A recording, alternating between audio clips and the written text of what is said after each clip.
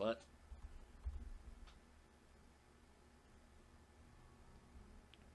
My first weekend in a long while where I wake up normally. No more nightmares. No more fear. That's what I would like to think anyway. I sit up from bed and look around my room. Just 2 days ago, we were all in here. Absolutely dumbfounded by the realization that we don't exist. At least not in the way we thought we did. So, why do I still think? I pinch myself gently, just enough to feel a small surge of pain. That's definitely real. I get up from bed and kneel down to look underneath it. The pistol Monika was going to use on herself, looking old and dated, laid there. I can't imagine being so broken down to where this is your only answer. I nearly slapped myself. This is how Sayori felt. Sayori was left feeling nothing. Her depression ruined her to the point where suicide was her only solution. But we found a way. She found a reason to keep on pushing forward. Monika doesn't have that. It was taken from her. She has nothing in this world. Is it really good for her to stay here? No, I can't be thinking things like this. I can't possibly be okay with the death of a friend. Despite the things she did, the harm she tried to inflict on us, I'd probably do the same thing. If I was left with nothing, with no hope, what if she isn't at school today? I thought you said it was a weekend. What if she killed herself as soon as she returned home? My phone starts vibrating. It's Sayori. Mikey, you coming outside? Yeah, I'm on my way down. Sayori doesn't sound too good either. What is she thinking right now? Her words echo back to me. Is our love just a lie? Is it? Is this all just a fabricated story made to make somebody happy? Does she still love me? Do I love her? I shake my head. No, I do love Sayori. I know I do. This situation is just getting out to my head. I put on my uniform and head downstairs. How is this still going? Hey, Sayori. Hey, Mikey. Not a word is spoken between us as we make our commute underneath the cloudy gray sky. I think back to last week when I assured her that Monika would be okay. When I assured her that she cares about us. I wonder if she's still thinking about that too. What's going to happen at the club today? I can only wonder for now. I stand just outside the clubroom doors. I don't hear anything going on in there. Did anyone even bother showing up? Hey! I quickly turn around to identify a voice I already know so well. Sayori, you made it. I wouldn't miss this club for the world. Sayori looks past me, clearly thinking about something else. I grab her hands and interlock them with my own. I know it's hard, really hard, but this is the decision we made. We want to help Monika in the end, right? Sayori nods slowly. I know it's hard to forget what she did and what she wanted to do, but she's still our friend. You'll be okay, right? Sayori nods slowly once more. I let out a sigh and prepare them for the worst. I turned back around and opened the clubroom doors, still holding Sayori's hand tightly. Why is it playing this kind of fucking song? Monika's is at the desk in front of the room organizing papers. Below her is a trash can full of sheet music? Natsuki and Yuri are nowhere to be found. I tried to work up the courage to say something, but something stops me. Is it fear? Anger? Guilt? Sympathy? Why can't I say anything to her? I walk over to a desk and set my things down. I look at Sayori. She hasn't looked up since we walked in here. Was this a good idea? Should I have brought her in here? Sayori and I look up when we hear the clubroom doors open. It's Yuri, followed by Natsuki. Yuri walks by Monika without looking her way, while Natsuki shoots multiple glances at her before storming off towards the closet. The room remains silent, only for it to be occasionally broken by a pencil being tapped on the desk or a page turning. Monika's back is turned towards us. The tension in the room is almost painful. So painful it makes me want to scream. But I can't. I stay silent. My hand never broke with Sayori's. We're in this together, Bun. We'll get through this, one day at a time. A week goes by with no improvement. Monika tried speaking to us, and not a single one of us responded to her. This is not turning out well. Another week goes by. And another week. And another. Sayori and I are finally working out again. We talk to each other more, much like we used to. But neither of us have brought up that day. The day Monika revealed the truth to us. But Sayori and I are happy, and this happiness feels real to me. Sayori feels real to me. That's all I care about. It's nearing the holidays now. The weather has become brisk, and thanks to Sayori, I never have to worry about freezing up. Monika is at her desk, writing stuff down as usual. I smile lightly at her as she returns the favor. But not a word is spoken between us. I haven't heard her voice in weeks. Yuri is in the back preparing tea to help with the cold weather.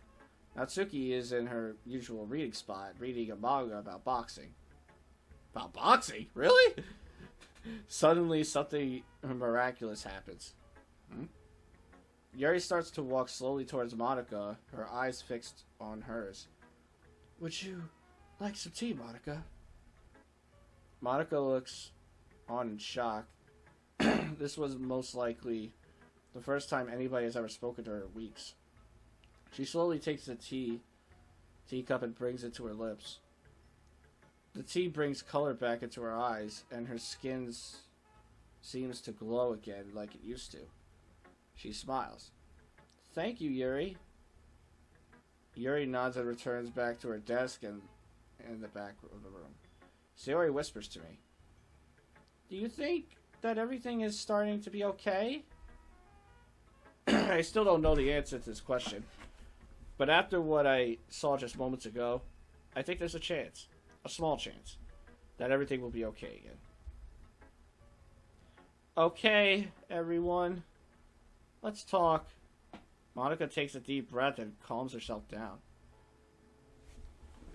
It's been a little while since I've tried speaking to you all like this, hasn't it? Look, I know you all probably hate me right now. Maybe you're afraid, angry, or whatever it is. I meant it, you know. I truly do care for you all. You guys are all I have. I just don't want any of you to suffer the same fate as I. Things are going to be different around here. But one thing's for sure, I'm going to make things right between us. It's my duty as club president to make things okay again.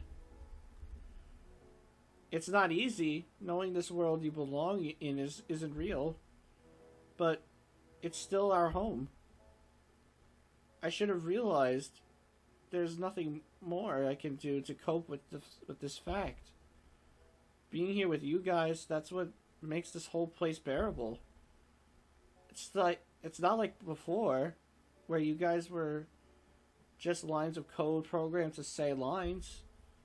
You guys are real, tangible personalities that I've seen grow over the last few months. I know what I wanted to do. I'll never forgive myself for it.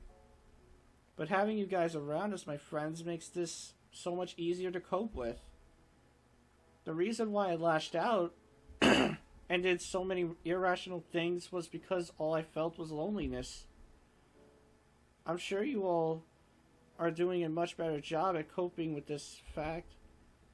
Monika trails off as if she forgot what she was going to say next. I'm repeating myself again. I know I've already said these things. Wow. Monika looks up at Yuri, who walks a bit closer to her. I realize there's not much we could really do, is there?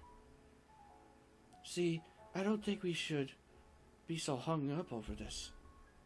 It took me a while too, but being here isn't so bad if I have you guys here with me. I've read stories like this. Most people would commit suicide, go insane to perform other heinous tasks to cope with the reality that they aren't real.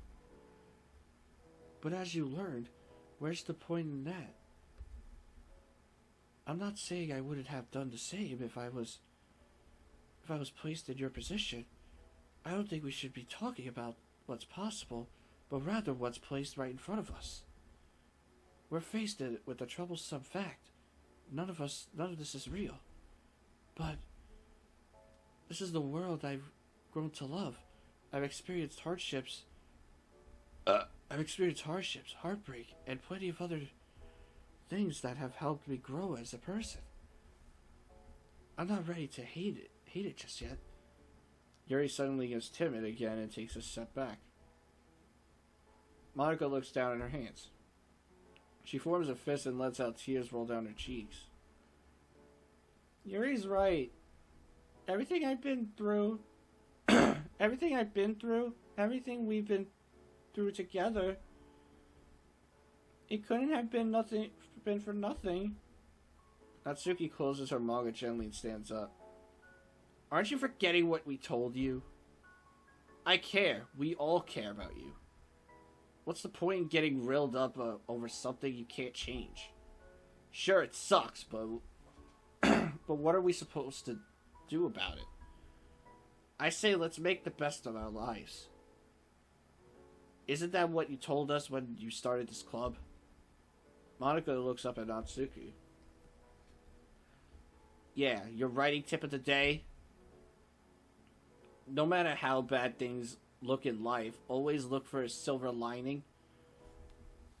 Always look for a reason to keep on moving, even if it's as small as reading as your favorite novel. You remembered? Well, duh. It resonated with me. Monika stays silent. I've always looked up to you, and I still do. You're so strong, Monika. If I was in your place, I don't think I would have lasted a day. And I don't know if this helps, but you're an amazing club president, bringing us all together like this. It probably hurts so much because you truly do care. If you didn't, you wouldn't be sad right now. Is that true? Monika stares down at the floor. It just feels like everything I've done has been for nothing. I truly do love you guys, but I feel like I've wasted that love on nothing. That's not true. You're the reason I got better at my poems. You gave me a purpose when I felt like I had none. Vice president of a club? A dream come true for a girl like me. You see? You made my dream come true. In the time I've been here, I realized sometimes love can't fix everything. But it sure is a nice thing to have. And that's what makes this world real to me. I look over at Monika, who is smiling lightly under all of her tears. Oh, you guys. I really couldn't ask for better friends, nor do I deserve any.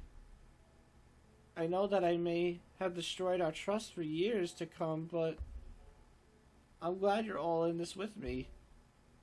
We'll get through this together, because that's what this club is about. The Literature Club.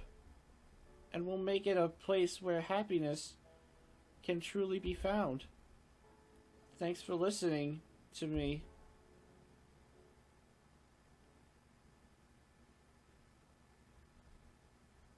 Wait, what? There's another act? Or is this like a credits?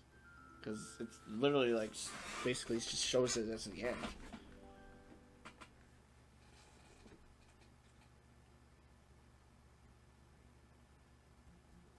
What the? It's snowing?